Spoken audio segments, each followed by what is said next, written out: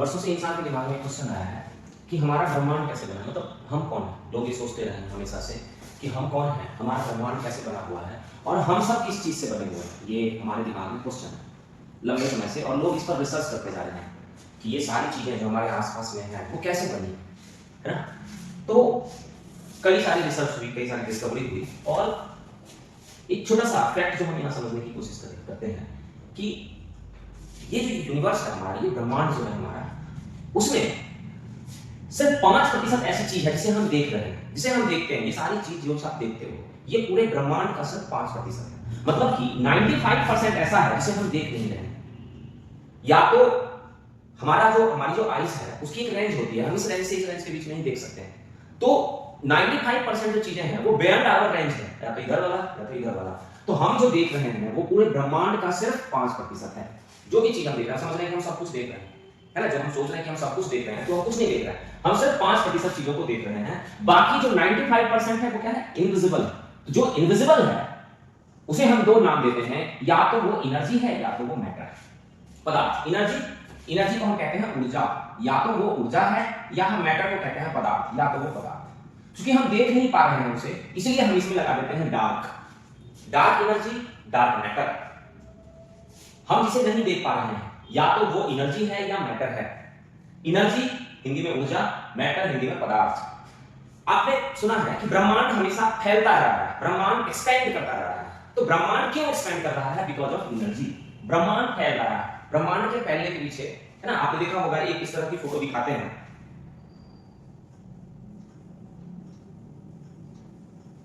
इस तरह की फोटो दिखाते हैं। ये फोटो क्या है? ये दिखा रहा है कि ब्रह्मांड जब से बना है तब से ये फैल रहा है, इस तरह से फैल रहा है। ये ब्रह्मांड को फैलाने का काम कौन कर रहा है? एनर्जी कर रही है। और एनर्जी की हम देख नहीं पा रहे, इसलिए हम उसे कहते हैं डार्क एनर्जी। और कुछ चीजें ऐसी है जो इस ब्रह्मांड को बांधने का काम भी करती है। जो इस ब्रह्मांड को बांधने का काम करती है वो क्या है? मैटर। मैटर होता है, मैटर के अंदर क्या होता है? इसके अंदर होता है मास। मास का मतलब होता है द्रव्यमान। तो मैटर के अंदर मास होता है या द्रव्यमान होता है। तो मतलब छोटी सी चीज है जो हम इसे इनिशियल पार्ट में यहां से इसे स्टार्ट कर रहे हैं कि हमारा जो ब्रह्मांड है वो एक्सपेंड कर रहा है। एक्सपेंड करने के पीछे रीजन क्या है? एनर्जी। और वो एनर्जी जिसे हम देख नहीं पा रहे हैं, समझ नहीं पा रहे हैं, उसे हमने कहा डार्क एनर्जी। ब्रह्मांड के अंदर कुछ ऐसी चीजें भी है जो ब्रह्मांड को बांध के रखती है, जोड़ के रखती है, हम उसे देख नहीं पा रहे हैं, हमने उसे कहा डार्क मैटर। ये दोनों मिला के इस यूनिवर्स का 95% बनाते हैं, और बाकी जो 5% बचा इसी को हम देख पाते हैं। ठीक है, ओके।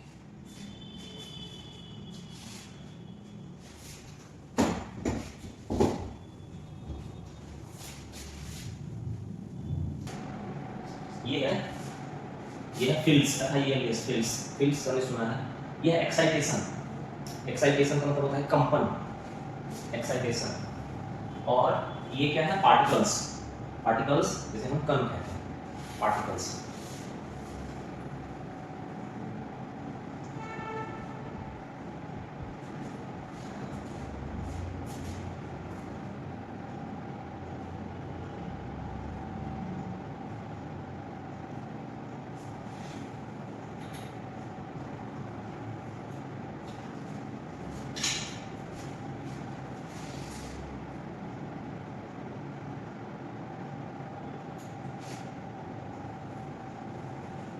ठीक है, चले लिख लिया। अब देखो समझो, यहाँ पर ये कुछ वर्ड्स है, दो वर्ड्स हम अभी समझेंगे आगे, है ना। इसके अलावा और भी कई सारे वर्ड्स आएंगे यहाँ पर जिसे हम समझेंगे। मैटर हमने समझ लिया है, एंटी मैटर, एक और वर्ड आगे आएगा एंटी मैटर, जिसे हम समझेंगे एंटी मैटर। एक और वर्ड हमने अभी समझा है डार्क मैटर। ये अलग अलग वर्ड है, इसे कई बार लोग एक ही जैसा समझ लेते हैं, है ना। मैटर हम जो देख रहे हैं, मैटर जो हम नहीं देख रहे हैं, डार्क मैटर। सिंपल समझना, जो हम देख रहे हैं, जैसे हमने देखा ये चेयर है, ये मैटर है, हम सब आप सब मैटर है। और कई सारी चीजें हमारे और आपके बीच में, बहुत सारी चीजें हैं इसके अंदर घुसी हुई, है ना, जिसे हम कहते हैं डार्क मैटर। हम देख नहीं पा रहे लेकिन वो है, तो डार्क मैटर हो गया। और उसी तरह से मैटर के जैसा ही एक उसका विपरीत प्राणी पाया जाता है, जैसे हमारे जैसा एक दूसरा और पाया जाता है जो बिल्कुल हमसे अलग प्रकृति का होता है, और दोनों मिल जाएंगे तो खत्म। तो ये जो हमारे जैसे विपरीत प्रकृति का होता है उसे कहते हैं एंटी मैटर। जैसे हमारे विपरीत प्रकृति का एक और जीव पाया जाएगा जिसे हम कहेंगे एंटी मैटर। हर जगह मैं भी आपको समझाऊंगा, समझ में आ जाएगा। तो बन गया एंटी मैटर। एनर्जी हमें पता है, ऊर्जा के बारे में हमें पता है। फील्ड, अभी फील्ड में आपको एक्सप्लेन करूंगा फील्ड क्या है। फोर्स के बारे में हमने सुना है, लेकिन यहाँ हम फोर्स को डिफरेंट तरीके से पढ़ेंगे, एक्सेट्रा। और भी कई सारे टर्म आएंगे यहाँ पर जिनके बारे में हमें समझना है। ये बहुत ही इंपॉर्टेंट टॉपिक है, आप समझो, बहुत इंपॉर्टेंट और बहुत इंटरेस्टिंग टॉपिक है अगर आप इसे समझने की कोशिश करते हो तो। बहुत इंपॉर्टेंट और बहुत ही इंटरेस्टिंग। इससे आप पूरी तरह से इस यूनिवर्स को समझने लग जाओगे, है ना। ये यूनिवर्स क्या है, हम किन चीजों से मिलकर बने हुए हैं। तो यही बात है, कहते हैं कि हम जिन चीजों से मिलकर बने हुए हैं उन्हें हम कहते हैं एलिमेंट्री पार्टिकल्स, मूलभूत कण। अभी मैं आपको समझाऊंगा कि ये एलिमेंट्री पार्टिकल्स क्या है। बस ऐसे समझो कि एलिमेंट्री पार्टिकल्स क्या है, मूलभूत कण क्या है। एलिमेंट्री पार्टिकल्स वो चीज है, वो कण है जिनसे हम बने हुए हैं। हम सब, आप सोचो हम सब किस चीज से बने हुए हैं, एलिमेंट्री पार्टिकल्स से बने हुए हैं, ठीक है। तो ये हो गया एलिमेंट्री पार्टिकल्स। अब हम सब किस चीज के बने हुए हैं, इसको समझने के लिए फिजिक्स को दो रूपों में समझना पड़ता है ना। एक जो लंबे समय से फिजिक्स चला आ रहा है उसे हम कहते हैं क्लासिकल फिजिक्स। लंबे समय से, पिछले 500-700 सालों से फिजिक्स हम पढ़ते आ रहे हैं, पहले भी पढ़ते आ रहे थे हम फिजिक्स। न्यूटन ने फिजिक्स पढ़ाया हमें, आइंस्टाइन ने फिजिक्स पढ़ाया। तो जो फिजिक्स हमारा परमानेंट लंबे समय से चला रहा है उसे हम कहते हैं क्लासिकल फिजिक्स, ठीक है। वो हो गया क्लासिकल फिजिक्स। और फिजिक्स में एक नई डिस्कवरी हुई है जिसे कहा गया क्वांटम फिजिक्स। तो क्वांटम फिजिक्स क्या है, फिजिक्स की एक नई ब्रांच है, फिजिक्स की एक नई डिस्कवरी है। और ये जो क्वांटम फिजिक्स है ये हमें ये सोचने को मजबूर कर देता है कि जो हम सोच रहे हैं वो पूरी तरह से सही नहीं है ना। आप इसे समझोगे तो बहुत मजा आएगा इसको समझने में, बहुत मजेदार टॉपिक है ये। तो देखो, वर्षों से हम क्या पढ़ते आ रहे हैं, क्लासिकल फिजिक्स पढ़ते आ रहे हैं, वर्षों से हमारे दिमाग में क्लासिकल फिजिक्स है। तो हम सोचते हैं कि जो क्लासिकल फिजिक्स है वही सही है। और जैसे ही क्वांटम फिजिक्स हमारे पास आया हम इसकी बात मानते नहीं, क्योंकि हमें लगता है यार ये तो सही नहीं है ना। तो हमने क्या किया, आज ये पूरी दुनिया में ये बात क्लियर हो गई है कि क्वांटम फिजिक्स बहुत इंपॉर्टेंट लेवल पे है। क्वांटम फिजिक्स क्या है मैं भी आपको बताऊंगा, बस समझना है। तो फिजिक्स को हम लंबे समय से जो पढ़ते आ रहे हैं उसे हमने कहा क्लासिकल फिजिक्स। अब ये जो क्लासिकल फिजिक्स है वो क्लासिकल फिजिक्स कहता है कि ये दुनिया दो चीज की बनी हुई है, दो चीज से बनी हुई है, एक मैटर और दूसरा एनर्जी, पदार्थ और ऊर्जा। ये दुनिया दो चीज से बनी हुई है, पदार्थ और ऊर्जा। और पदार्थ ऊर्जा के रूप में और ऊर्जा पदार्थ के रूप में चेंज होते रहते हैं। इसको आइंस्टाइन ने प्रूव किया, E = mc²। ठीक है। क्लासिकल फिजिक्स, क्लासिकल फिजिक्स में कहते हैं कि दुनिया मैटर, मैटर का मतलब वो सारी चीजें हो जाएंगी, एंटी मैटर भी हो जाएगा, डार्क मैटर भी हो जाएगा, ये समझ लो आप। यहां मैटर का मतलब एंटी मैटर, डार्क मैटर सब आ जाएगा।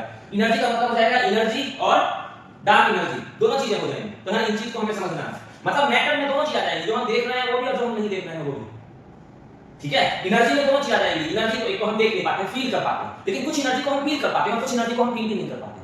तो जिन एनर्जी को हम फील नहीं कर पाते हैं that is called dark energy. तो क्लासिकल फिजिक्स के अनुसार मैटर और एनर्जी है, और मैटर एनर्जी में और एनर्जी मैटर में इस फार्मूले के अकॉर्डिंग हम देखते हैं कि वो परिवर्तित होता रहता है। m = मास, E = एनर्जी और C = स्पीड ऑफ लाइट। ठीक है, ये हमने पहले भी पढ़ा हुआ है, इसको समझने में कोई दिक्कत तो नहीं आनी चाहिए। ये हमारा क्या है, क्लासिकल फिजिक्स। अब क्या हुआ, एक नई रिसर्च आई। इस रिसर्च ने पूरी दुनिया को ही बदल कर रख दिया। अब मैक्सिमम चीज क्या है कि एक तो इस रिसर्च के बारे में बहुत लोगों को पता नहीं है। मतलब आप समझ लो 99.9% लोगों को इस रिसर्च के बारे में पता नहीं है अभी। और अगर पता भी है तो वो मानने से इनकार कर देते हैं। क्यों? क्योंकि वो वर्षों से ये पढ़ते आ रहे हैं, इसलिए वो इस चीज को मानने से इनकार कर देते हैं, है ना। अब इसी चीज को हमें समझना है कि ये वास्तव में क्या है, क्वांटम फिजिक्स क्या है। तो आप इसे समझते हैं, हम समझेंगे। सबसे पहले मैं भी आपको आगे समझाऊंगा क्वांटम का मतलब क्या होता है। अभी सिंपल तरीके से हम ये समझते हैं कि ये इससे डिफरेंट कैसे है, क्लासिकल फिजिक्स से ये डिफरेंट कैसे है। अभी हम सबसे पहले इसको समझते हैं। देखो, ये कह रहा है कि ये दुनिया मैटर और एनर्जी से बनी हुई है। ये कह रहा है कि ये जो यूनिवर्स आप देख रहे हो ना, ये यूनिवर्स, इसमें क्या होते हैं, ये यूनिवर्स एक फील्ड की तरह है। फील्ड क्या होता है? फील्ड एक खाली जगह है ना, ये फील्ड की तरह है। फील्ड क्या होता है? खाली जगह होता है। जैसे एक खाली जगह होता है, उस फील्ड में आप कोई काम करने के लिए, जैसे आपका खेत, वो क्या है, एक फील्ड है। जैसे जहां पर आप जाकर खेलते हो तो वो क्या है, एक फील्ड है। तो आप क्या देखोगे, आपके आसपास जो जगह है उस जगह में अलग अलग तरह के फील्ड बने हुए हैं। यहां हम काम करते हैं, यहां हम खेती करते हैं, यहां हम ये काम करते हैं। तो ये क्या, अलग अलग फील्ड्स हैं। फील्ड का मतलब होता है वो क्षेत्र, वो जगह जहां हम कुछ एक्टिविटी करते हैं, ठीक है। तो कहता है कि ब्रह्मांड में अलग अलग फील्ड्स फैली हुई है। इसको भूलना भी नहीं है कुछ, अब ये खत्म हो चुका है, ये क्लासिकल फिजिक्स खत्म हो चुका है, ठीक है। अब आपको क्लासिकल फिजिक्स नहीं सोचना है, ये क्लासिकल फिजिक्स को मिटा देता हूं, ओके, मिटा दो। अब तो क्लासिकल फिजिक्स पे नहीं आओगे, ध्यान रखना। अभी हमें क्लासिकल फिजिक्स पे नहीं पहुंचना है, अब हमें यूनिवर्स की सैर करनी है, और universe is totally different. Classical physics पूरी तरह से गलत नहीं है, लेकिन अब फिजिक्स को नए तरीके से एक्सप्लेन किया जा रहा है, एंड वो फिजिक्स क्वांटम फिजिक्स कहलाता है, ठीक है। तो मैं इसे मिटा रहा हूं, अभी इसकी जरूरत नहीं है। हमने समझ लिया है कि क्लासिकल फिजिक्स क्या है, इसे हमने समझ लिया है। अब देखो, ब्रह्मांड में अलग अलग फील्ड्स हैं। ये पूरा का पूरा ब्रह्मांड एक फील्ड है, आप ऐसे समझ लो। एक फील्ड है, एक ही फील्ड है, और उसी एक फील्ड के अंदर, जैसे आप एग्जांपल में समझो कि हमारे अर्थ पे क्या है, दो चीजें हैं, एक क्या है हमारे पास लैंड और दूसरा क्या है ओशन, दो ही चीज लैंड और ओशन। तो क्या है देखो, ओशन जो है जो समुद्र है उसे फील्ड मान लो, तो पूरे यूनिवर्स में क्या, पूरे पृथ्वी पे क्या है ओशन, चारों तरफ ओशन, लेकिन उसी ओशन का एक भाग अटलांटिक ओशन है, उसी इस ओशन का एक भाग इंडियन ओशन है, उसी का एक भाग पैसिफिक ओशन है, उसी का आर्कटिक ओशन है, उसी का लाल सागर है, पीला सागर है, हरा सागर है, नीला सागर है। तो ये कह रहा है कि लेकिन है तो क्या, वो सारा का सारा पानी ही है। उसी तरह से ये जो ब्रह्मांड है वो एक फील्ड है, उस फील्ड के अंदर कई तरह के और भी फील्ड्स होते हैं। आपने खाली क्षेत्र, फील्ड का मतलब खाली क्षेत्र, ब्रह्मांड खाली क्षेत्र ही तो है, तो फील्ड है और फील्ड के अंदर कई फील्ड होते हैं, ठीक है। दूसरा अब देखो, देखो आइंस्टाइन ने एक चीज बताई है। सबसे पहले आइंस्टाइन ने क्या कहा कि जैसे आप ऐसे समझो कि न्यूटन ने कहा, न्यूटन जो है उन्होंने कहा कि सेब हमारे माथे के ऊपर गिरा, ठीक है, समझो इसे। तो सेब जब हमारे माथे के ऊपर गिरा तो न्यूटन ने ये कहा कि सेब इसलिए गिरा क्योंकि पृथ्वी ने उसे खींचा अपनी तरफ, समझ रहे हो ना, सेब गिरने वाली कहानी सुनी है ना। हां, तो सेब इसलिए गिरा क्योंकि पृथ्वी ने उसे खींचा अपनी तरफ। ये किसने कहा, न्यूटन ने कहा। सेब हमारे ऊपर इसलिए गिरा क्योंकि पृथ्वी ने उसे खींचा। अब न्यूटन ने ये नहीं कहा कि पृथ्वी ने उसे खींचा क्यों या खींचा कैसे, कैसे खींचा, ठीक है। न्यूटन ने ये कह दिया कि अर्थ, जो अर्थ है, अर्थ ने अपनी ओर खींचा और एक फोर्स लगाया जिस फोर्स का नाम क्या है, ग्रेविटी। ये क्लियर है, ये समझते हो ना, तो सुना है, कोई कहानी सुना है, कोई भी चीज अर्थ के ऊपर गिरती है बिकॉज़ ऑफ पृथ्वी उसे खींचती है और उसको हम कहते हैं ग्रेविटी। तो ये तो न्यूटन ने कह दिया, लेकिन उन्होंने ये नहीं कहा कि ग्रेविटी कैसे जनरेट होती है, कैसे जनरेट होती है ग्रेविटी, लगाई कैसे, कैसे कहां से आया ये। तो इसी चीज को किसने समझाया, आइंस्टाइन ने समझाया। आइंस्टाइन ने क्या कहा, आइंस्टाइन ने कहा कि ये पूरा का पूरा यूनिवर्स जो है वो एक फील्ड है, एक फील्ड है। फील्ड को क्या कहते हैं, एक चादर की तरह समझो आप, एक चादर, चादर को चारों कोनों से पकड़ लो, पकड़ लिया, ठीक है। अब उस पे एक भारी बॉल डाल दो, भारी बॉल डाल दो, तो भारी बॉल जैसे ही फील्ड पे डालोगे तो क्या होगा, जहां पर वो बॉल गई वो हिस्सा क्या हो जाएगा, धंस जाएगा, ठीक है। जैसे ही वो धंसेगा, जैसे ही हमने बॉल डाला तो हमने क्या किया, जैसे पानी स्थिर है और पानी में एक कंकड़ डाल दो, क्या होगा, पानी हिलने लगता है ना। तो वो क्या है, जो चादर आपने पकड़ रखा है वो एक फील्ड है, जिस फील्ड को आइंस्टाइन ने कहा स्पेस टाइम, ठीक है। वो जो फील्ड है, सिंपल समझो, मैंने कहा जो यूनिवर्स है ना उसमें पूरा यूनिवर्स एक फील्ड है, उस फील्ड को उन्होंने नाम दिया स्पेस टाइम। और उस स्पेस टाइम में शांति है, अभी कोई दिक्कत नहीं है, लेकिन आपने क्या किया, उस स्पेस टाइम में एक पत्थर डाल दिया। पत्थर जैसे ही डाला तो क्या हुआ, एक वाइब्रेशन क्रिएट हुई, एक एक्साइटमेंट क्रिएट हुई, जिसकी वजह से क्या हुआ कि देखोगे, आप देखो कि ऐसे पकड़ के रखा, कभी नेट पर देखना वो चीज अवेलेबल रहती है, एक हिस्सा धस जाएगा, तो जो आप समझो कि जो ज्यादा भारी होगा वो ज्यादा धंसेगा, है ना। एक 5 किलो का डालो तो थोड़ा धंसेगा, एक 50 किलो का डालो तो थोड़ा अंदर की ओर और ज्यादा चला जाएगा। तो जो ज्यादा, जिसका ज्यादा मास होगा वो ज्यादा फोर्स जनरेट करेगा, है ना। तो मास की वजह से इन्होंने कहा कि जैसे कि ये कैसे, ग्रेविटेशन कैसे जनरेट हुआ, तो इन्होंने कहा बिकॉज़ ऑफ स्पेस टाइम। और स्पेस टाइम में क्या होती है, ये सारे प्लैनेट्स, ये स्टार, ये सब के अंदर मास होता है, और वो मास उस स्पेस टाइम में एक वाइब्रेशन क्रिएट करते हैं, और वही वाइब्रेशन एक फोर्स के रूप में काम करता है, ठीक है। इसी को हमने कह दिया ग्रेविटी।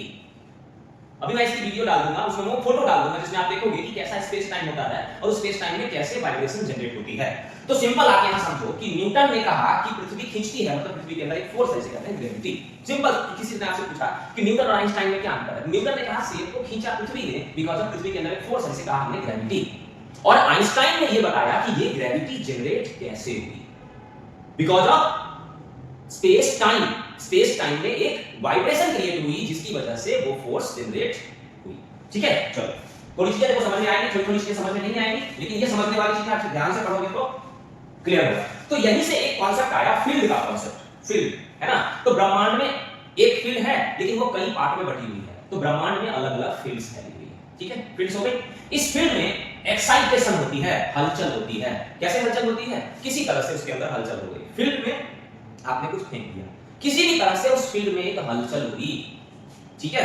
पानी के अंदर आप फेंकोगे एक पत्थर, पानी के अंदर हलचल होगी, ठीक उसी तरह से समझो, हलचल हुई। तो पानी के अंदर जब कभी आपने पत्थर फेंक के देखा होगा तो आपने क्या देखा होगा, एक वेव जनरेट होती है, पानी फैलता है ऐसे गोल गोल गोल गोल चलता है, तो क्या होता है, एक होती है एक वेव जनरेट होती है पानी के अंदर। तो पानी के अंदर हमने क्या किया, शांत पानी है, वो क्या है, फील्ड है, उसके अंदर हमने एक पत्थर डाल दिया, तो क्या किया, एक्साइटेशन क्रिएट कर दी। एक्साइटेशन की वजह से क्या हुआ, एक वेव जनरेट हुई, एक वेव जनरेट हुई। इस एक्साइटेशन से पार्टिकल्स बनते हैं, वेव पार्टिकल्स। इसी एक्साइटेशन से पार्टिकल्स बनते हैं, पार्टिकल्स मतलब कण, ठीक है, पार्टिकल्स बनते हैं, इसी एक्साइटेशन से पार्टिकल्स बनते हैं। और ये जो पार्टिकल बन गए इनकी अपनी प्रकृति होती है, अपना नेचर होता है ना, इन पार्टिकल्स का अपना एक नेचर होता है, अपनी एक प्रकृति होती है। तो कुछ पार्टिकल्स मैटर बना देते हैं और कुछ पार्टिकल्स फोर्स बना देते हैं। क्लियर है? ठीक है। ये अपने नेचर के आधार पर, अभी मैंने बताया ना, अपने नेचर के आधार पर, उनका नेचर होता है, उस नेचर के आधार पर कुछ मैटर बनते हैं और कुछ फोर्स बन जाते हैं। ओके, ठीक है। फोर्स भी बन जाता है। अब देखो, समझो, अब पीछे जो पढ़ा भूल दो, ठीक है, पीछे कुछ नहीं पढ़ा, हम वापस लौट के फिर उससे तक पहुंचेंगे, अभी उसे भूल जाते हैं।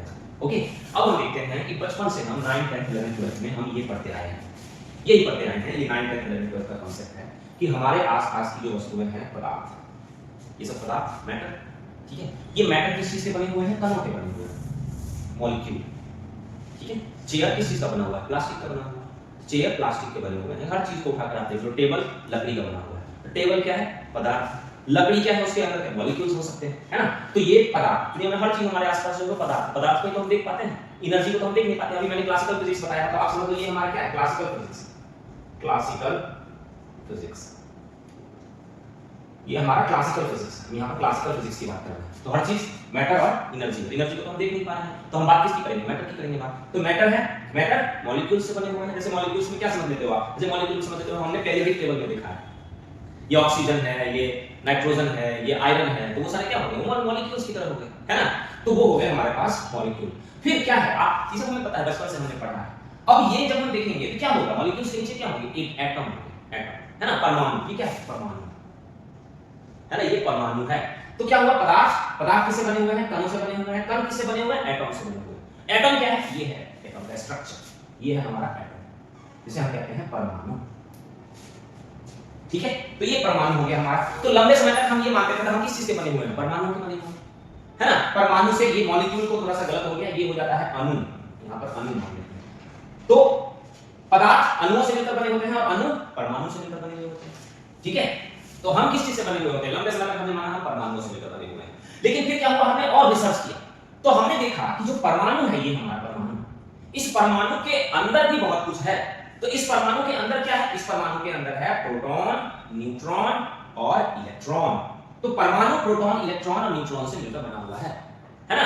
तो हमने क्या मान लिया? हमने मान लिया कि हम सब परमाणुओं के, धीरे धीरे रिसर्च होती गई। पहले हमने माना कि हम सब परमाणुओं के बने हुए हैं, फिर हमने माना नहीं नहीं नहीं, परमाणु नहीं, हम सब इलेक्ट्रॉन, प्रोटॉन और न्यूट्रॉन के बने हुए हैं। तो ये जो इलेक्ट्रॉन, प्रोटॉन और न्यूट्रॉन है, इसे हमने क्या कहा? इसे हमने कहा सब एटॉमिक पार्टिकल्स, सब एटॉमिक पार्टिकल,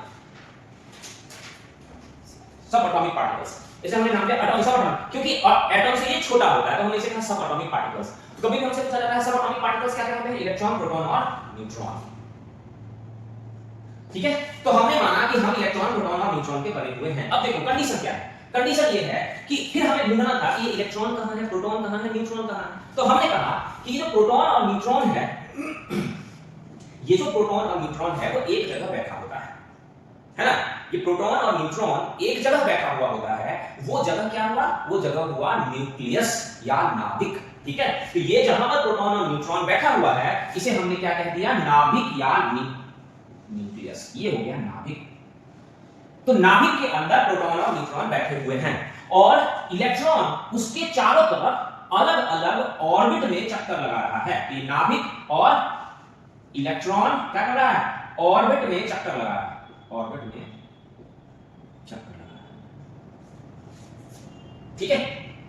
ये कॉन्सेप्ट है हमारे पास, ध्यान रखना है। ये क्या पढ़ रहे हैं? क्लासिकल फिजिक्स, ये क्लासिकल फिजिक्स, ठीक है, ये क्लासिकल फिजिक्स है। क्लासिकल फिजिक्स की कहानी है, नाभिक के अंदर प्रोटॉन और न्यूट्रॉन बैठे हुए हैं और नाभिक के चारों तरफ अलग अलग कक्षा में, ऑर्बिट मतलब क्या? कक्षा, अलग अलग कक्षा में इलेक्ट्रॉन चक्कर लगा रहे हैं, है ना।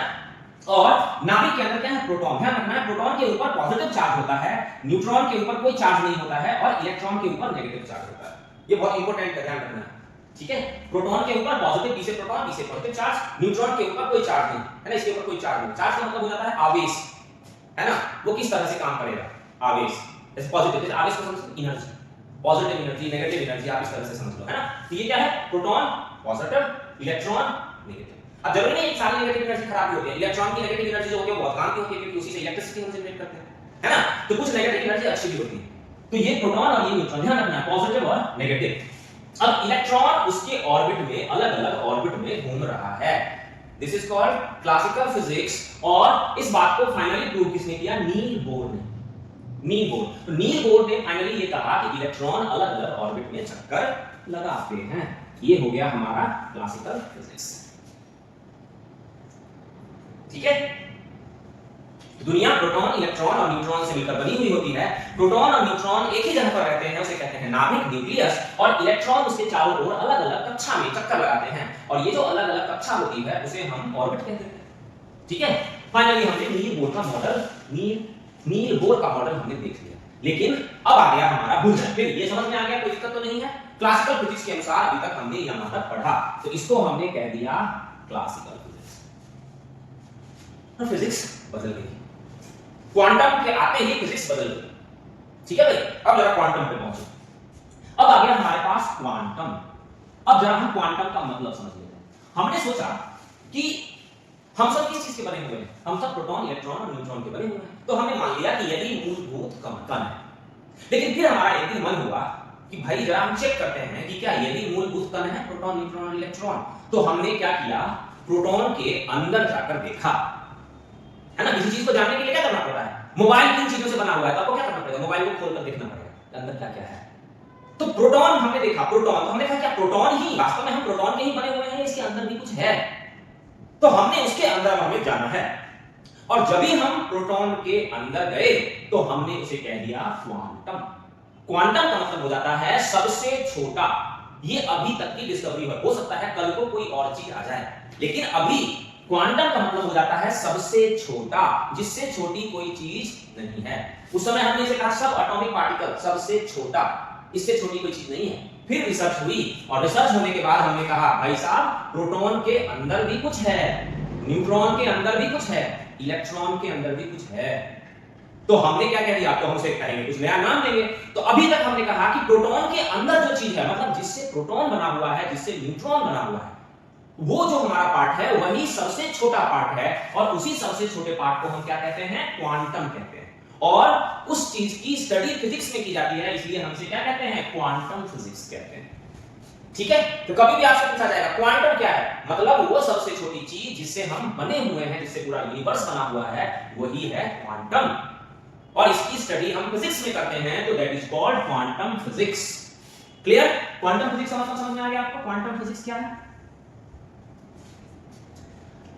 अब क्वांटम फिजिक्स क्या है इसे देखो, जरा समझो ये क्या बताता क्या है, ठीक है? क्वांटम फिजिक्स भी यही कहता है, ये वाला जो क्लासिकल फिजिक्स कहता है कि भाई प्रोटॉन और न्यूट्रॉन एक साथ एक जगह होते हैं और इलेक्ट्रॉन चारों तरफ घूमता है ना? यही कहता है क्वांटम फिजिक्स भी। मतलब इसी बात को, क्लासिकल फिजिक्स की बात को ये भी कहता है, हाँ यही है। लेकिन एक अंतर मिल गया यहां पर। एक अंतर क्या मिला? जैसे नील बोर ने क्या कहा कि इलेक्ट्रॉन अलग-अलग जगह पर घूम रहे हैं, है ना? आप ऐसे समझो कि ये न्यूक्लियस है हमारा, प्रोटॉन और न्यूट्रॉन है, और इसके चारों ओर मान लो कि हम कहते हैं कि यहाँ इलेक्ट्रॉन घूम रहा है, यहाँ इलेक्ट्रॉन घूम रहा है, ऐसे, है ना? ये इलेक्ट्रॉन अलग-अलग जगह पर घूम रहे हैं, इलेक्ट्रॉन अलग-अलग जगह पर घूम रहे हैं, ठीक है? लेकिन जैसे ही हमने इलेक्ट्रॉन को समझने की कोशिश करी, हमने इलेक्ट्रॉन को क्या किया? समझने की कोशिश करी। जैसे हम प्रोटॉन को पढ़ रहे हैं, उसी तरह से हमने इलेक्ट्रॉन को भी पढ़ा होगा ना? हमने प्रोटॉन को पढ़ा कि प्रोटॉन के नीचे भी कुछ है, उसके अंदर भी कुछ है, तो हमें पता चला अच्छा इसके अंदर भी कुछ है। अभी मैं बताऊंगा इसके अंदर क्या है, प्रोटॉन के अंदर क्या है, जिसे हम क्वांटम कहते हैं, क्वांटम। तो हमने प्रोटॉन को भी पढ़ा, हमने न्यूट्रॉन को भी पढ़ा, और हमने इलेक्ट्रॉन को भी पढ़ा, ठीक है?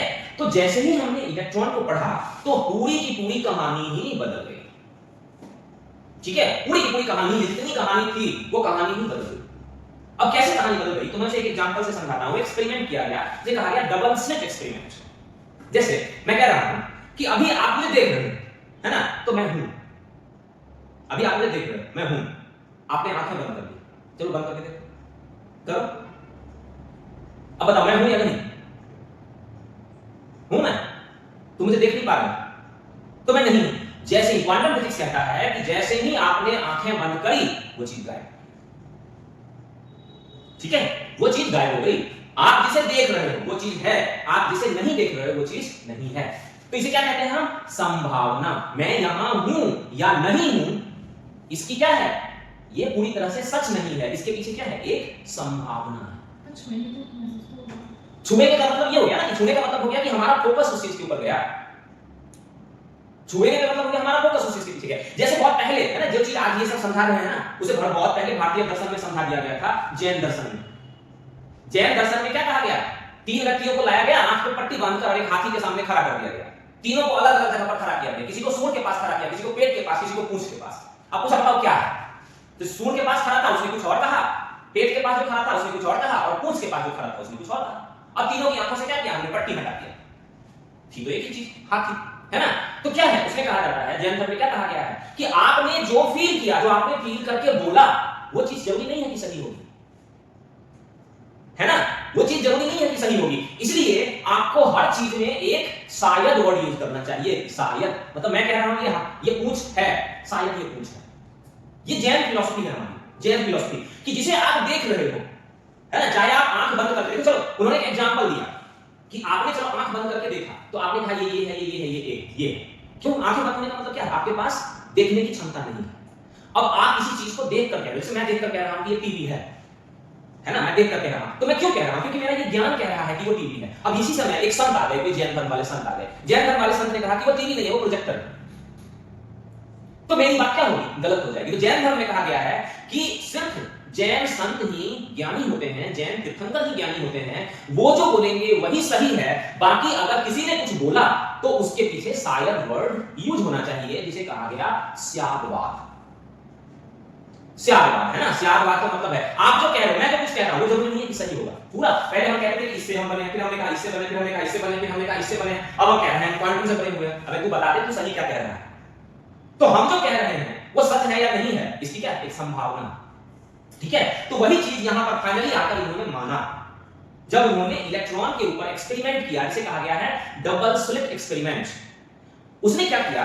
उसने कहा कि जैसे देखो, मैंने क्या कहा? संभावना। तो नील बोर ने क्या कहा? इलेक्ट्रॉन घूम रहे हैं। लेकिन क्वांटम फिजिक्स में क्या कहा? इलेक्ट्रॉन घूम नहीं रहे हैं, इलेक्ट्रॉन के होने की संभावना है। वहां पर इलेक्ट्रॉन के होने की संभावना है। इलेक्ट्रॉन यहां हो सकते हैं, इलेक्ट्रॉन यहां हो सकते हैं, इलेक्ट्रॉन यहां हो सकते हैं। तो मतलब संभावना तो घूम भी सकते हैं, घूम सकते नहीं, घूम तो रहा है, घूम रहा है, लेकिन वो कहां है हम नहीं बता सकते, है ना? तो कहां पर है हम नहीं बता सकते। मतलब पहले हमने कहा कि वो यहां है, इस ऑर्बिट में घूम रहा है, अब हमें नहीं पता कहां घूम रहा है। क्यों? क्योंकि डबल स्लिट एक्सपेरिमेंट में वही चीज, जैसे मैंने कहा आंख बंद कर लो, तो जैसे ही हम इलेक्ट्रॉन को देखने के लिए जाते हैं, इलेक्ट्रॉन को देखने के लिए जाएंगे तो अलग तरह का कैमरा चाहिए, है ना? हम इलेक्ट्रॉन को देख नहीं सकते हैं, तो इलेक्ट्रॉन को देखने के लिए अलग। तो जैसे ही हम इलेक्ट्रॉन को नहीं देखते हैं, वो अलग तरह से बिहेव करता है, और जैसे ही हम इलेक्ट्रॉन को देखने के लिए जाते हैं, वो अलग तरह से बिहेव करता है। उसका नेचर बदल जाता है, तुरंत ही उसका नेचर बदल जाता है। आप अभी से नहीं समझोगे, धीरे धीरे धीरे धीरे आप थोड़े बड़े हो जाओगे तो आप इस चीज को, क्वांटम फिजिक्स को समझोगे। मतलब सिंगल क्या लिखा मैंने? हमने पहले यहां क्या लिखा? ऑर्बिट। ये ऑर्बिट है, यहां पर हमने क्या लिखा? ऑर्बिटल्स।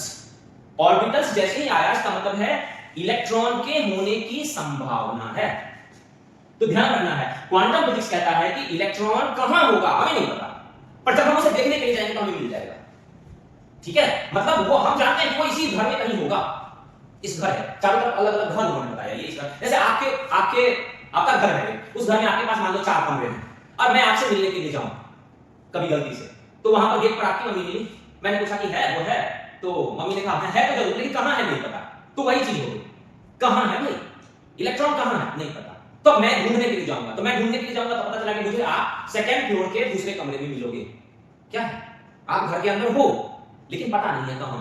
तो वही है, इलेक्ट्रॉन कहीं ना कहीं तो घूम रहा है, पता नहीं है कहां है। जब हम ढूंढने के लिए जाएंगे तो मिल जाएगा, मतलब उसके होने की संभावना है, उस जगह पर है, ठीक है? तो इसी को हम क्या कहते हैं? ऑर्बिटल्स। तो क्वांटम फिजिक्स पुराने वाले मॉडल से स्लाइट अलग हो जाता है। इसमें कह रहा है घूम रहा है, इसमें कह रहा है होने की संभावना है। ऑर्बिट और ऑर्बिटल्स, ठीक है भाई? क्लियर?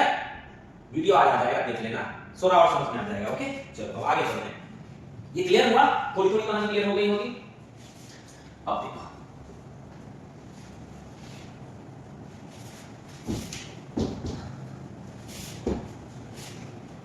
आज तो को पता था क्या? हाँ, क्यों खड़ी मिला नहीं? देख 2 घंटे कहां दे दिए पता नहीं। अब देखो, अब हमें क्वांटम लेवल पे जाना है। देखो मैं एक मूवी सजेस्ट करता हूं देखने के लिए, जरूर देखो आप, हिंदी में भी अवेलेबल है। कौन सी मूवी? एंटमैन, है ना? एंटमैन बहुत अच्छी मूवी है, फिजिक्स को समझने के लिए देखना है उसे, और कुछ मत देखना, सिर्फ फिजिक्स समझने के लिए देखना, ठीक है? चलो अब हमें समझना है क्वांटम। क्वांटम मतलब क्या?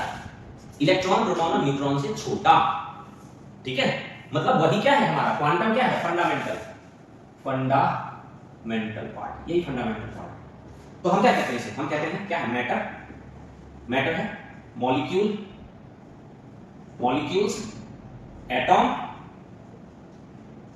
के अंदर इलेक्ट्रॉन, प्रोटॉन और न्यूट्रॉन, ठीक है? अब चलो हम एक काम करते हैं कि अब हम एक बार न्यूट्रॉन के अंदर जाते हैं, ठीक है? हम एक बार न्यूट्रॉन के अंदर जाते हैं। तो जैसे ही आप न्यूट्रॉन के अंदर जाओगे, तो आप देखोगे कि न्यूट्रॉन कुछ छोटे छोटे कणों से मिलकर बना हुआ है, ठीक है? न्यूट्रॉन कुछ छोटे छोटे कणों से मिलकर बना हुआ है, पार्टिकल्स से मिलकर बना हुआ है। Neutrons are made up of some small particles, ठीक है? जिन पार्टिकल्स से न्यूट्रॉन बना हुआ है उसे कहते हैं क्वार्क्स।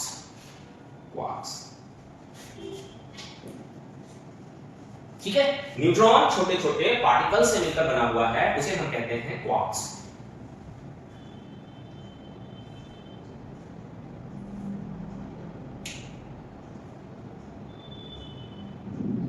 अब जरा क्वार्क्स को समझते हैं यहां पर, है ना? हम यहां पर क्वार्क्स को समझते हैं। देखो हमने क्वार्क को पढ़ने की कोशिश की, क्वार्क्स, तो हमें कई तरह के क्वार्क्स मिले।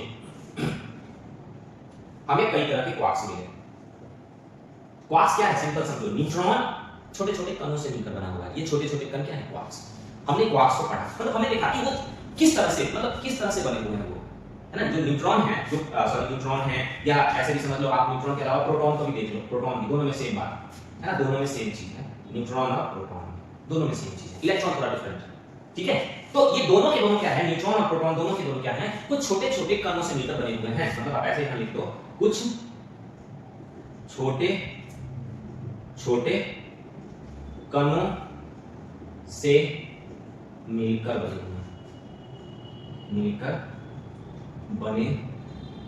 हुए कुछ छोटे छोटे कणों से मिलकर बने हुए हैं, ठीक है? अब ये छोटे छोटे जो कण है वही क्या है? क्वार्क्स।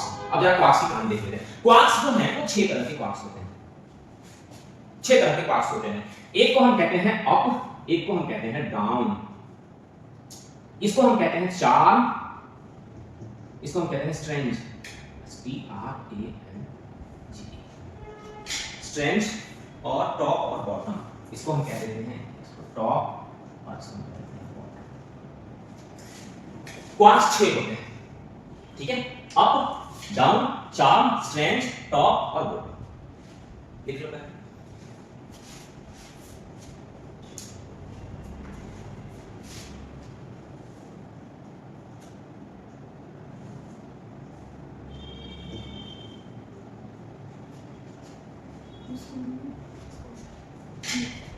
नहीं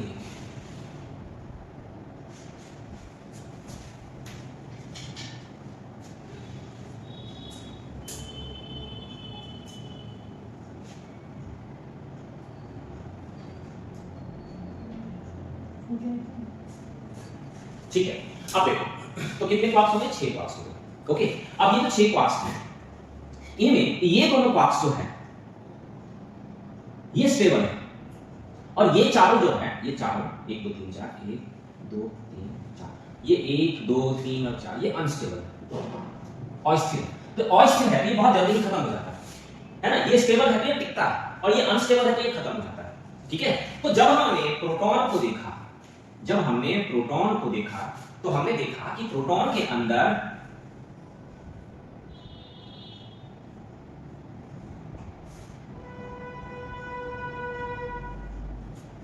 प्रोटॉन 2 अप क्वार्क और 1 डाउन क्वार्क से बना हुआ है।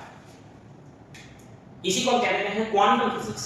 हमने प्रोटॉन को देखा कि हमने देखा कि 3 कणों से बना हुआ है। ये जो 3 कण हैं, ये कण को हमने नाम दिया है क्वार्क्स। इसको हमने नाम दिया क्वार्क। तो प्रोटॉन दो अप क्वार्क और एक डाउन क्वार्क से मिलकर बना हुआ है। और जब हम न्यूट्रॉन की बात करते हैं तो न्यूट्रॉन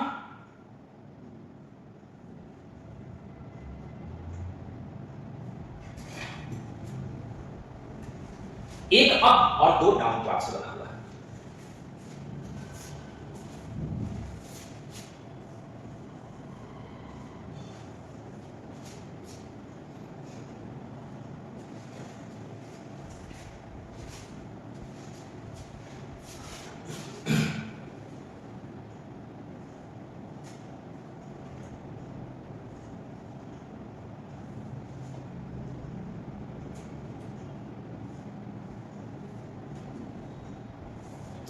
क्लियर है ना? हमने देखा क्वार्क्स। क्वार्क्स क्या है? जिन चीजों से प्रोटॉन बने हुए हैं उनको कहते हैं क्वार्क्स। जिन चीजों से न्यूट्रॉन बने हुए हैं, ध्यान रखना ऐसे प्रोटॉन और न्यूट्रॉन, जिन चीजों से बने हुए उन्हें कहते हैं क्वार्क्स। तो प्रोटॉन दो अप क्वार्क और एक डाउन क्वार्क से बना हुआ है, न्यूट्रॉन एक अप क्वार्क और दो डाउन क्वार्क से बना हुआ है। ठीक है, ओके, ये क्वार्क्स हो गए। अच्छा चलो इसको हटाओ और इसकी जगह पर लेकर आओ आप एक और बॉक्स बनाओ।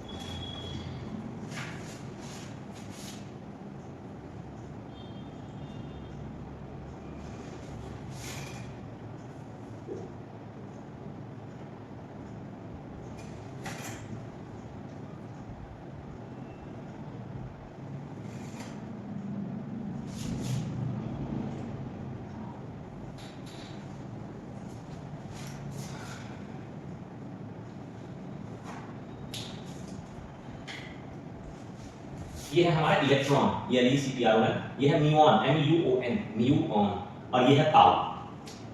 ठीक है, इसे हम कह देते हैं V, सब में V लिखा हुआ है, V फॉर न्यूट्रिनो। इसे न्यूट्रिनो कहते हैं, NEUTRINO, न्यूट्रिनो। तो ये क्या है? इलेक्ट्रॉन ऊपर है तो ये हो गया इलेक्ट्रॉन न्यूट्रिनो, म्यूऑन ऊपर है तो ये हो गया म्यूऑन न्यूट्रिनो, और ये ताउ ऊपर है तो हम कह रहे हैं, हमने कह दिया ताउ न्यूट्रिनो। ठीक है, तो हमने प्रोटॉन और न्यूट्रॉन को पहले ही देख लिया कि प्रोटॉन और न्यूट्रॉन जो है वो किस चीज से बने हुए हैं? क्वार्क से बने हुए हैं। लेकिन इलेक्ट्रॉन से ही बना हुआ है, ध्यान रखना है, ये किसी भी क्वार्क से नहीं बना हुआ है।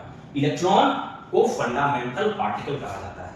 इलेक्ट्रॉन फंडामेंटल पार्टिकल है और प्रोटॉन और न्यूट्रॉन फंडामेंटल पार्टिकल नहीं है। तो फंडामेंटल पार्टिकल क्या हो जाएंगे? क्वार्क्स, है ना? प्रोटॉन के नीचे क्या है? क्वार्क्स है, लेकिन इलेक्ट्रॉन के नीचे कुछ भी नहीं है। तो यहां पर हम देखते हैं कि इलेक्ट्रॉन जो है वो 6 तरह से यहां पर बिहेव करते हैं। इसमें क्या है? इलेक्ट्रॉन, म्यूऑन और ताउ। नीचे आ गया न्यूट्रिनो। न्यूट्रिनो क्या हम इसे पढ़ेंगे आगे हमें पढ़ना है। तो इलेक्ट्रॉन न्यूट्रिनो, म्यूऑन न्यूट्रिनो और ताउ न्यूट्रिनो, ये 6 तरह के पार्ट हैं जो न्यूट्रिनो के अंश हैं, न्यूट्रिनो के पार्ट हैं, आपसे समझ, सॉरी, इलेक्ट्रॉन के पार्ट हैं। ये 6 जो हैं वो इलेक्ट्रॉन के पार्ट हैं। उनमें 1 2 3 4 ये अनस्टेबल है, ये चारों अनस्टेबल है ना, 1 2 3 और 4, ये क्या है? 1 2 3 और 4, ये अनस्टेबल और स्थिर है। और ये 5 और 6, 5 और 6 स्टेबल।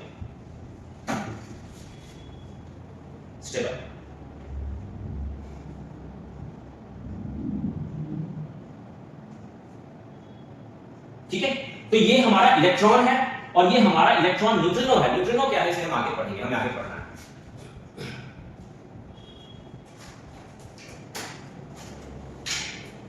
क्लियर है? आपने देखा यहां पर कि जो हमारे इलेक्ट्रॉन, प्रोटॉन और न्यूट्रॉन हैं, वो जब हमने उसकी स्टडी करी तो प्रोटॉन और न्यूट्रॉन क्वार्क से मिलकर बने हुए हैं और इलेक्ट्रॉन फंडामेंटल, खुद ही एक फंडामेंटल पार्ट है जो किसी और चीज से मिलकर बना हुआ नहीं है। ठीक है, क्लियर? ये टाइप है इलेक्ट्रॉन, टाइप से क्वार्क्स के अलग-अलग टाइप है, उसी तरह ये इलेक्ट्रॉन के अलग-अलग types of electron, types of electron. ठीक है, चलो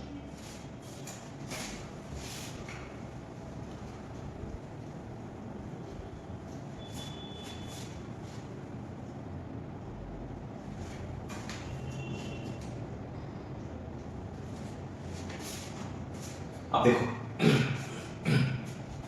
जैसे आपने देखा कि 2 अप और 1 डाउन, 2 अप और 1 डाउन, तो क्या बना? प्रोटॉन, ठीक है। और 1 अप और 2 डाउन, क्या बना? न्यूट्रॉन, ठीक है। अब देखो क्या हो अगर कोई चीज 1 अप और 1 डाउन से बना हुआ हो, ठीक है। मतलब आप ऐसे समझो कि क्वार्क्स जो होते हैं ना, वो क्वार्क्स जो होते हैं वो ग्रुप में रहते हैं, ये ग्रुप में रहते हैं, क्वार्क्स ग्रुप में रहते हैं। ग्रुप 3 का भी हो सकता है, ग्रुप 2 का भी हो सकता है, ठीक है। और इलेक्ट्रॉन अकेला रहता है, इसे ग्रुप से मतलब नहीं है, ये अकेला है, ठीक है। तो क्वार्क्स ग्रुप में रहते हैं, ग्रुप या 3 का है या 2 का है।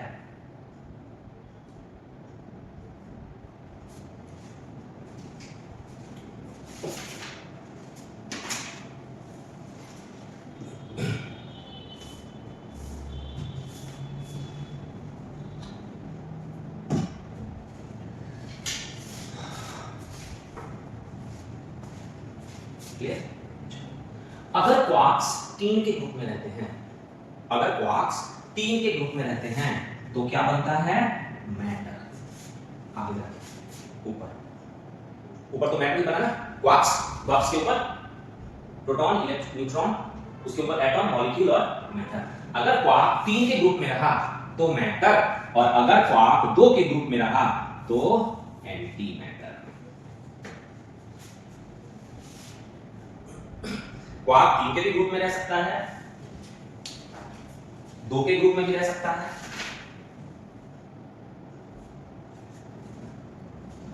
4 के भी ग्रुप में रह सकता है, 5 के भी ग्रुप में रह सकता है। पर 4 और 5 वाला जो होता है ना, वो अनस्टेबल होता है, ठीक है। क्वार्क ग्रुप में रहता है 2 3 4 5, 4 और 5 क्या हुआ? अनस्टेबल हुआ, ये 4 और 5, और 2 वाला बन गया एंटी मैटर और 10 वाला बन गया मैटर। क्लियर है? इस तरह से जुड़ कर बनते हैं, है ना। जुड़ कर क्या बने? प्रोटॉन बने। तो प्रोटॉन के नीचे हम क्या डाल देंगे? यहां पर क्वार्क्स, यहां पे हम क्या डाल देंगे? इसके नीचे क्वार्क्स, ठीक है। अब देखो, समझो,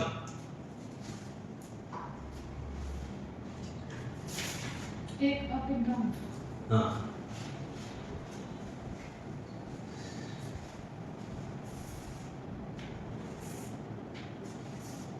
ठीक है ना। झोल मोल तो नहीं हो रहा है कुछ? देखो, क्वार्क्स अगर 3 के ग्रुप में है, बना क्या? मैटर। अगर क्वार्क्स 3 के ग्रुप में है तो कुछ नाम भी तो देखो दोगे उसे। बन तो गया मैटर, मैटर तो बना लास्ट में जाके ना, मैटर तो यहां से यहां तक बना, तो बन गया एटम। एटम कैसे बना? अगर मैंने कहा कि ये 2 बच्चों का ग्रुप है, ये 3 बच्चों का ग्रुप है, ये 5 बच्चों का ग्रुप है, और ऐसे हमारे पास 50 ग्रुप है, तो कुछ नाम तो दोगे उनका। कैसे पता चला? ये 2 बच्चों का ए ग्रुप है, ये 5 बच्चों का ए ग्रुप, बी ग्रुप है ना। तो अगर क्वार्क्स 3 के ग्रुप में है, 3 के ग्रुप में है, तो हम उन्हें कहते हैं बैरियॉन्स। अगर क्वार्क 3 के ग्रुप में है तो हम उसे कह देते हैं बैरियॉन्स।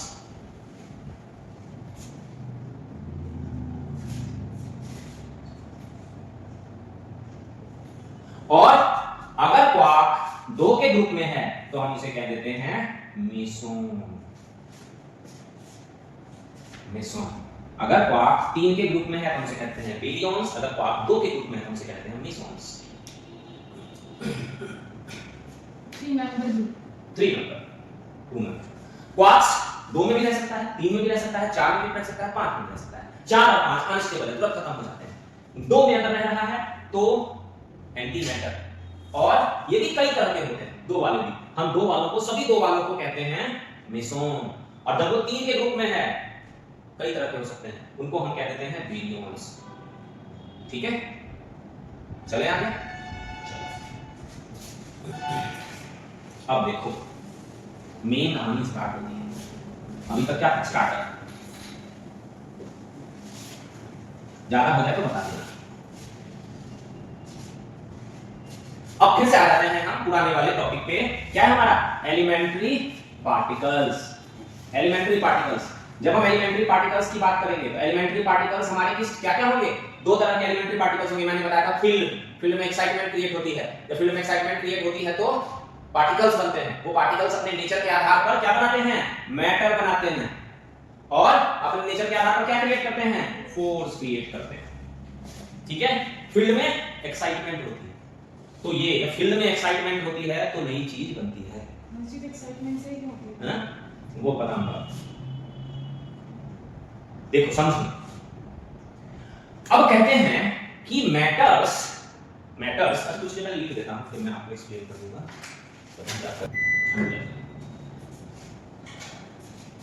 देखो मैं समझा रहा हूं, आप साथ साथ देखते जाओ। देखो अभी मैं यही था, यहां तक मैं पहुंच गया, मैटर और फोर्स। ठीक है, दोनों अलग अलग चीजें, क्या चीजें हमने पहले देख लिया है। अब देखो कहते हैं कि matters are made up of fermions. Matters are made up of fermions, मतलब मैटर जो होते हैं वो फर्मियन के बने होते हैं। मैटर जो होते हैं फर्मियन के बने। जैसे मैंने कहा ना कि फील्ड में एक्साइटमेंट हुई तो वेव जनरेट हुई। फील्ड में एक्साइटमेंट हुई तो वेव जनरेट हुई, पार्टिकल बने, और वो पार्टिकल अपने नेचर के आधार पर मैटर बनाया उन्होंने, अपने नेचर के आधार पर, या फोर्स बनाया। तो जिन्होंने मैटर बनाया उन्हें कहा हमने फर्मियंस। ठीक है, जिन्होंने वो फील्ड में जनरेट होने वाले वो पार्टिकल जिन्होंने मैटर बनाया, हम उन पार्टिकल्स को कहते हैं फर्मियन। ठीक है, फील्ड में जनरेट होने वाले वे पार्टिकल्स जिन्होंने मैटर बनाया उन्हें हमने कहा फर्मियन। तो कौन से पार्टिकल हैं जिन्होंने मैटर बनाया है? अभी अभी हमने देखा क्या क्या है वो है प्रोटॉन, न्यूट्रॉन, इलेक्ट्रॉन, यही तो है फर्मियन। या इसके नीचे तो क्लियर है ना? फील्ड में, यूनिवर्स में जो डिफरेंट फील्ड्स हैं उनमें एक्साइटमेंट हुई, एक्साइटमेंट होने से पार्टिकल्स जनरेट हुए, और पार्टिकल ने अपने नेचर के आधार पर या तो मैटर बनाया या फोर्स बनाया। अगर जिन पार्टिकल्स ने मैटर बनाया उन पार्टिकल्स को हमने कहा फर्मियन। ठीक है, और फर्मियन को हम दो पार्ट में बांटेंगे, क्वार्क्स और leptons. Fermions are of two types, quarks और लेप्टॉन्स। तो ध्यान है आपको, आपने क्वार्क्स अभी अभी देखा था, जो आपने देखा था अभी थोड़ी देर पहले, जहां पर हमने क्वार्क्स बनाया था वो हो गए क्वार्क्स, और जहां पर मैंने इलेक्ट्रॉन बनाया था वो हो गए लेप्टॉन्स। जहां पर आपने इलेक्ट्रॉन लिख के 6 बॉक्स बनाया था, इलेक्ट्रॉन लिख के 6 बॉक्स बनाया था, और ये प्रोटॉन और न्यूट्रॉन, ये प्रोटॉन और न्यूट्रॉन। ठीक है, 6 बॉक्स बनाया था ना हमने ऐसे, you up down, 4 strength, top bottom, और यहां पर हमने क्या डाला था? इलेक्ट्रॉन, न्यूऑन और ताउ, और इलेक्ट्रॉन, न्यूट्रिनो, न्यूऑन, न्यूट्रिनो और ताउ न्यूट्रिनो, ये बनाया था हमने, इस तरह से बनाया था। तो प्रोटॉन और न्यूट्रॉन क्वार्क्स से मिलकर बने हुए हैं। तो ये क्या है? ये हमारे पास, ये है हमारे पास क्वार्क्स, और ये है क्या? लेप्टॉन्स, ये है लेप्टॉन्स। ठीक है, यहां पर तो हम इसे कह देते हैं, इलेक्ट्रॉन वाले को हम कह देते हैं लेप्टॉन्स, और जिनसे प्रोटॉन और न्यूट्रॉन बने हुए हैं उन्हें हम कह देते हैं क्वार्क्स। तो हम क्या कह सकते हैं? Fermions are of two types, quarks and leptons.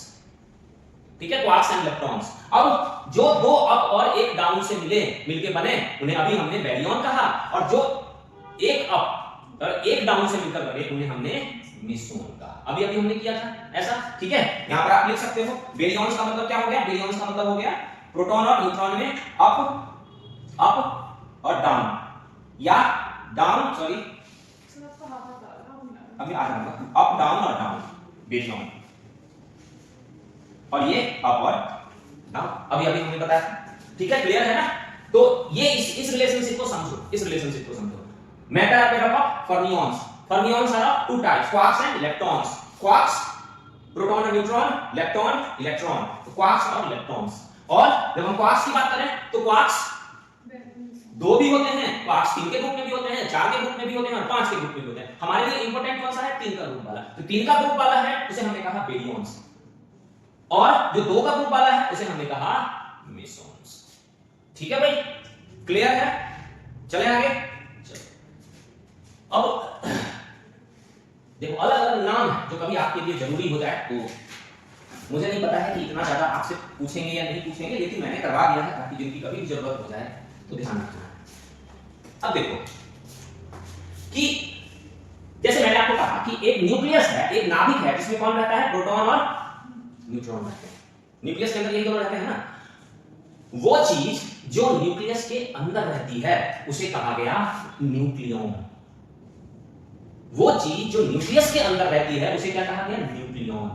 ठीक है, तो न्यूक्लियॉन क्या हो गया हमारे पास, प्रोटॉन और न्यूट्रॉन। तो ये हमारा बन गया क्या, न्यूक्लियॉन। न्यूक्लियस के अंदर रहने वाले कण, न्यूक्लियस के अंदर रहने वाले कण इज कॉल्ड न्यूक्लियॉन। तो प्रोटॉन और न्यूट्रॉन के लिए न्यूक्लियॉन वर्ड भी यूज किया जा सकता है। ठीक है भाई, ओके है, ठीक है। अब एक और वर्ड यहां पर लिखा हुआ है, हेड्रॉन। अब देखो एक चीज समझो, अब यहां पर एक दूसरा पार्ट स्टार्ट होता है जिसे कर भी सकते हैं या बोलोगे तो छोड़ देंगे इसे। हमारा अभी हमने मैटर को डिस्कस किया है, हमारा फोर्स अभी बचा हुआ है। अभी हमने मैटर को डिस्कस किया है। उसी यूनिवर्स में जो फील्ड है, उसी फील्ड में जो एक्साइटमेंट होती है, उस एक्साइटमेंट से जो पार्टिकल जनरेट होते हैं, वही पार्टिकल फोर्स भी तो जनरेट कर रहा है। फोर्स तो हमारा क्या जनरेट हुआ यहां पर, बस मैं छोड़ देता हूं, अभी ज्यादा नहीं करवाऊंगा। फोर्स को कल करेंगे हम, देखिए थोड़ा सा समझ लेते हैं यहां पर, इसके साथ ये खत्म हो जाएगा, हेड्रॉन के साथ ये खत्म हो जाएगा। देखो अब आप देख रहे हो, मैंने कहा न्यूक्लियॉन। न्यूक्लियॉन का मतलब मैंने कहा आपसे कि न्यूक्लियस के अंदर प्रोटॉन और न्यूट्रॉन रह रहे हैं। ठीक है, आप समझो कि न्यूक्लियस है ये हमारा, और इसके अंदर प्रोटॉन और न्यूट्रॉन है। ठीक है, अब मान लो कि हाइड्रोजन का एटॉमिक नंबर 1, ठीक है, हीलियम का एटॉमिक नंबर 2 है। तो न्यूक्लियस के अंदर 2 प्रोटॉन भी हो सकते हैं। ठीक है, न्यूक्लियस के अंदर 3 प्रोटॉन भी हो सकते हैं ना। न्यूक्लियस के अंदर 10 प्रोटॉन भी हो सकते हैं कि नहीं। माइंड एटॉमिक नंबर हम देखते हैं ना, हमने पढ़ा है जैसे पीरियोडिक टेबल पे किसी का 1 है, किसी का 2 है, किसी का 3 है, 4 है, 5 है, 6 है, 7 है, इस तरह से हम पढ़ते हैं ना। तो 1 का मतलब क्या है, हमने पढ़ा है, आगे हमने पढ़ा था एटॉमिक नंबर और मास, हम ये पढ़ते हैं। ठीक है, तो किसी के अंदर 1 प्रोटॉन भी हो सकता है, 2 प्रोटॉन भी हो सकता है, 3 प्रोटॉन भी हो सकता है, 10 प्रोटॉन भी हो सकता है, 15 प्रोटॉन भी हो सकता है। क्लियर है, हो सकता है। हां हां, उनकी लिमिट होती है। तब तो मैं कह रहा हूं किसी के अंदर 1 है, किसी के अंदर 4 है, किसी के अंदर 5 है, किसी के अंदर 10 है। अब समझो इसको भूल कर, इसके नहीं है, अभी नहीं। अब मान लो कि किसी के अंदर, मान लो सिंपल है कि ये न्यूक्लियस है, इस न्यूक्लियस के अंदर 2 न्यूट्रॉन है ना, न्यूट्रॉन इसके अंदर, सॉरी, और प्रोटॉन इसके अंदर, मान लो प्रोटॉन इसके अंदर 2 है।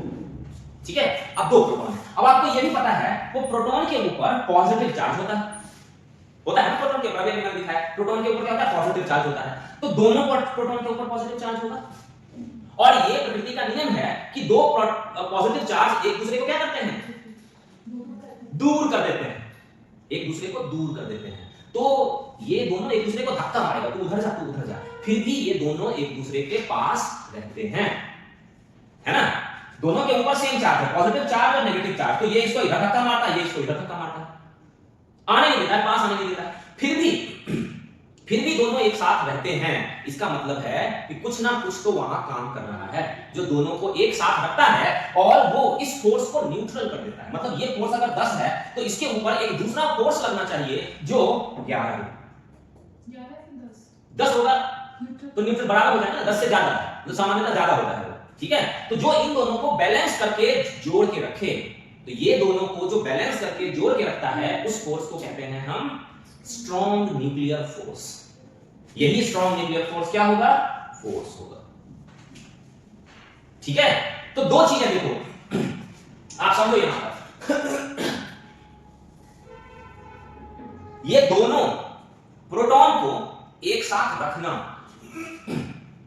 और इन दोनों प्रोटॉन को न्यूक्लियस के अंदर बांध कर रखना, 2 चीजें हो गई। पहला, इनको एक साथ रखना, एक, और दूसरा, इनको नाभिक के अंदर बांध कर रखना, नाभिक के अंदर।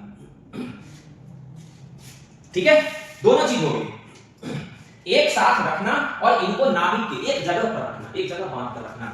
इन दोनों में जो फोर्स काम करता है उसे कहते हैं स्ट्रॉन्ग न्यूक्लियर फोर्स। ये होता है हमारा स्ट्रॉन्ग न्यूक्लियर फोर्स, जिसे हम पढ़ेंगे नेक्स्ट वीक। एक स्ट्रॉन्ग न्यूक्लियर फोर्स क्या है, क्लियर है। अब देखो कि यहां पर आपने देखा कि प्रोटॉन और न्यूट्रॉन न्यूक्लियस के अंदर है। तो जो प्रोटॉन और न्यूट्रॉन न्यूक्लियस के अंदर है, तो ये दोनों प्रोटॉन और न्यूट्रॉन न्यूक्लियस के अंदर रह रहे हैं। और आप ऐसे समझो कि इसके नीचे जाओ, इसके अंदर जाओ, तो प्रोटॉन के अंदर क्या है? 2 अप क्वार्क और 1 डाउन क्वार्क है ना प्रोटॉन के अंदर। अभी अभी हमने देखा, इसे मिटा दो, इसे मिटा।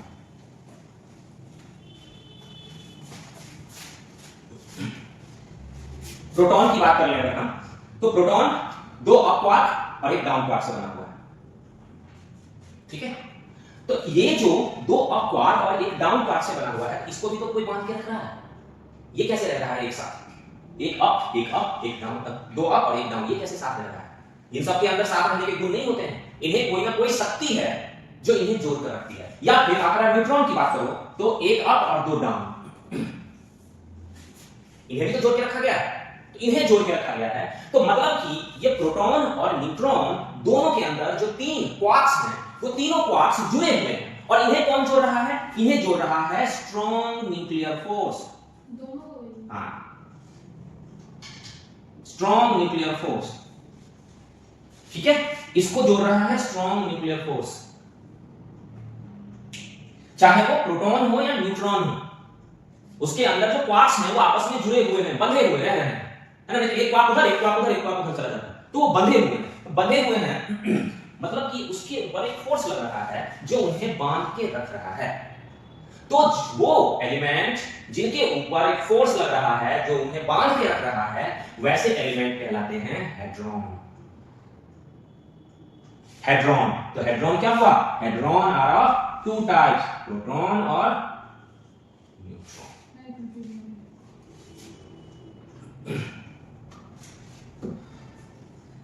नहीं ऐसा नहीं।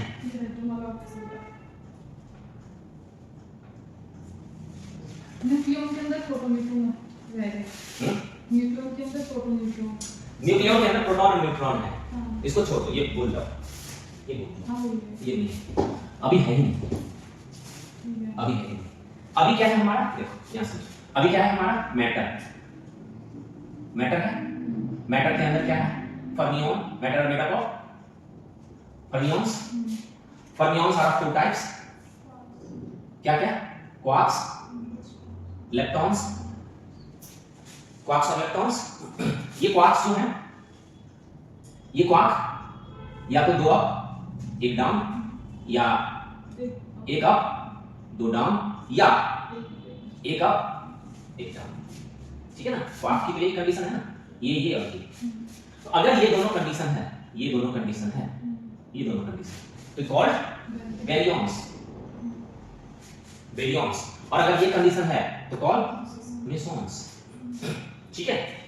अब इन दोनों को देखो, इन दोनों बैरियंस और मेसॉन्स को देखो, इन दोनों को, मतलब 3 आपस में जुड़े हुए हैं, 3 आपस में जुड़े हुए हैं, 2 आपस में जुड़े हुए हैं ना। कोई फोर्स उन्हें जोड़ रहा है ना, इन दोनों को एक फोर्स जोड़ रहा है ना, जोड़ रहा है। तो जिनको एक फोर्स जो इसमें देखो, लेफ्ट आर्म्स में क्या है? सिर्फ इलेक्ट्रॉन है, कोई फोर्स नहीं है ना, कोई फोर्स नहीं। इलेक्ट्रॉन अकेला मस्त रहता है, लेकिन ये अकेला नहीं रहा है, ग्रुप में रह रहा है। मतलब ग्रुप में रह रहा है तो कुछ ना कुछ उसे जोड़ रहा है। तो एक फोर्स इन्हें जोड़ रहा है, जिसे हमने कहा स्ट्रॉन्ग न्यूक्लियर फोर्स। तो जिन चीजों को या जो चीज एक फोर्स के साथ जुड़कर एक जगह पर रह रही है, क्वार्क्स और मतलब बेरियंस और मेसॉन्स एक फोर्स से जुड़कर एक साथ रह रहे हैं, सो बेरियंस और मेसॉन्स आर कॉल्ड हेड्रॉन।